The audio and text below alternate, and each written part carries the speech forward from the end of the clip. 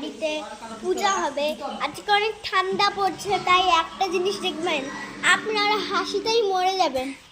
আমার দিন ঠান্ডাতে কাঁপতেছে। দেখেন, হ্যালো বলে দাও। Hello everybody. আমি তো জ্বর ভাব আছে, এর জন্য ঠান্ডা লাগছে। আপনাদেরকে যদি আমি বাইরের দৃশ্যতে দেখাই, আপনারা একদম ভয় পায়, মানে একদম মরার মতো।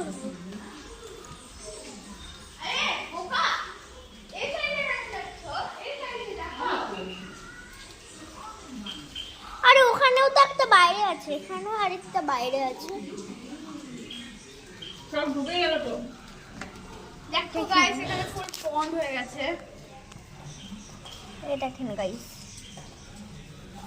ওয়াটার বডি হয়ে গেছে।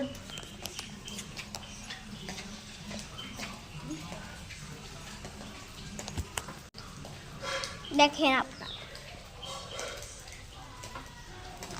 একবার ওখানে যদি আমি যাই না, পিছলায় পড়ে যাব। দেখছেন পুরো পন্ডে ভেসে গেছে।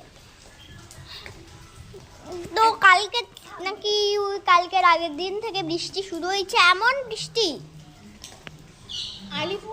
আলিপুর দুয়ারে তো শেষ নাই বৃষ্টি। চলো ওই দিকটা দেখাই। যারা আলিপুর দুয়ার থেকে আসছেন, প্লিজ কমেন্ট করুন। তো আমরা এই বাইরের দৃশ্যটা দেখাচ্ছি। তো দেখেন, এখানে তো নদী হয়ে যায়, এখানে তাও কিছু হয়নি, ভাগ্য ভালো। তো এখানে একটু নদী হয়েছে, এই যে এখানে একটু নদী হয়েছে। আর এখানে তো জলেরাও একটু জল আছে, মানে পিছলে খায় পড়ে যেতেও পারে। তো দেখাইছি এই সাইডটা একটু পন্ড হয়েছে। এবার আপনাদেরকে একটা জিনিস দেখাবো, কি ঠান্ডা পড়ছে। তা আমি তো সোয়েটার গায়ে দিইনি, কারণ সবাই সোয়েটার গায়ে দিচ্ছে। দেখেন, সবাই সোয়েটার গায়ে দিচ্ছে। তো কালকে আমরা হাইড অ্যান্ড সিক খেলছিলাম, আর ওই হাইড অ্যান্ড সিকে খুব মজা হয়েছিল। কিন্তু হাইড অ্যান্ড সিকের পার্ট 3টা আমি দিতে পারিনি, কারণ কি আমার অনেক কাজ হোমওয়ার্ক স্কুলের করতে হতো। তো আজকে স্কুল আমার বন্ধ। এবার দেখেন এই চালগুলো কে ফেলছে এখানে, চালগুলো এখানে কে ফেলছে?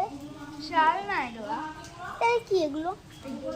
এবার দেখেন, এখানে বসলেও তাও এখানে ভিজা আছে না, বসলে এখানে ঠান্ডা আর ভিজা আছে, যেখানে তো আমরা বসতেও পারবো না। তো আমাদেরকে ঘরে